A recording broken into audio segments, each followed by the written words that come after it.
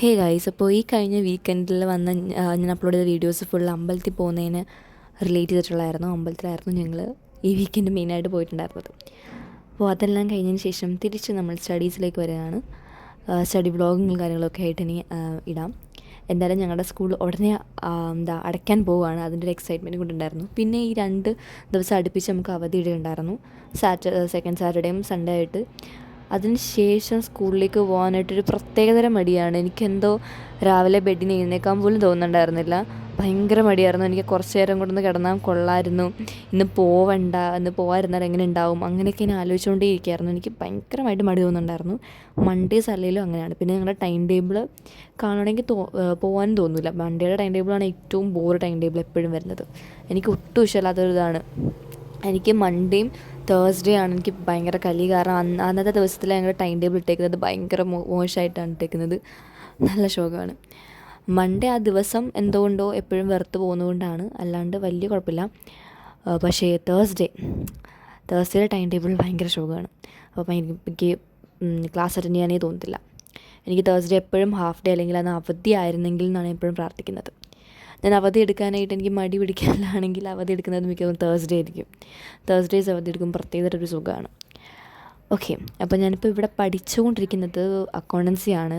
ഞാൻ ലാസ്റ്റായിട്ട് ഇട്ട സ്റ്റഡി വ്ളോഗിലെന്ന് പറയുന്നുണ്ടായിരുന്നു വീക്കെൻഡ്സിൽ എനിക്ക് അതൊന്ന് കോൺസെൻട്രേറ്റ് ചെയ്തൊന്ന് പഠിക്കണമെന്ന്. പക്ഷേ അത് നടന്നില്ല.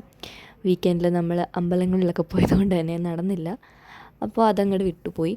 പിന്നെ ഞാൻ വിചാരിച്ചു എപ്പോഴെങ്കിലും ഇനി തുടങ്ങുകയാണെങ്കിൽ അത് അക്കൗണ്ടൻസിയിൽ നിന്ന് തന്നെ തുടങ്ങണം. അക്കൗണ്ടൻസിയുടെ ലെക്ചർ ഞാനിത് ഫസ്റ്റിലേ കേട്ടതാണ്. ഇത് എത്രയോ പ്രാവശ്യം ഞാനിത് റിപ്പീറ്റ് അടിച്ചേക്കുന്നത് എനിക്ക് തന്നെ അറിയാൻ പാടില്ല. എപ്പോഴും ഈ ഇൻട്രൊഡക്ഷൻ പോർഷൻ കുറച്ച് കഴിഞ്ഞിട്ട് ഞാൻ പിന്നെ നിർത്തും. വീണ്ടും ആദ്യം മുതലേ ഈ ഒരു അക്കൗണ്ടൻസിലേക്ക് വരുമ്പോഴേക്കും വീണ്ടും അതിൻ്റെ കേൾക്കും, ഇൻട്രൊഡക്ഷൻ വരെ കേൾക്കും, നിർത്തും. ഇത് തന്നെയാണ്. അപ്പോൾ ഈ ഇൻട്രൊഡക്ഷൻ പോർഷൻ തന്നെ കുറേ പ്രാവശ്യം കേട്ടതാണ്.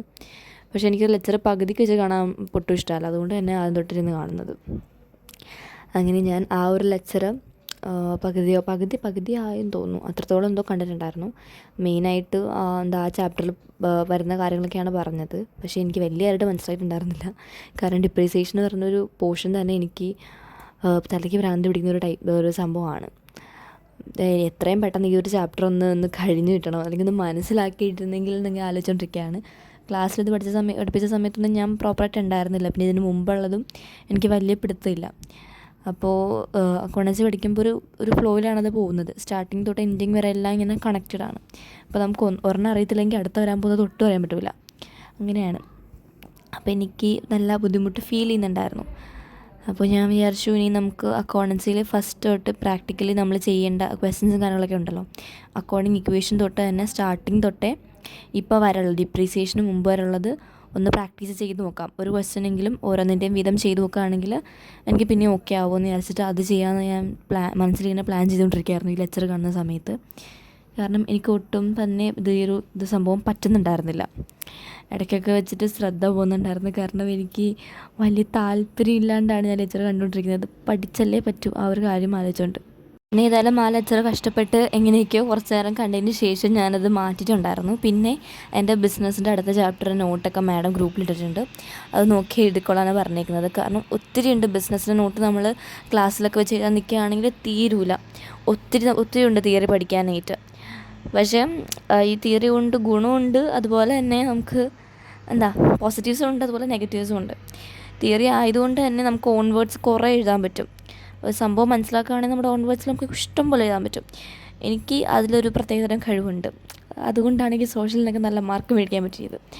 അപ്പോൾ അതെനിക്ക് അത്യാവശ്യം ഇഷ്ടമാണ്. പക്ഷേ ഒത്തിരി എഴുതണം.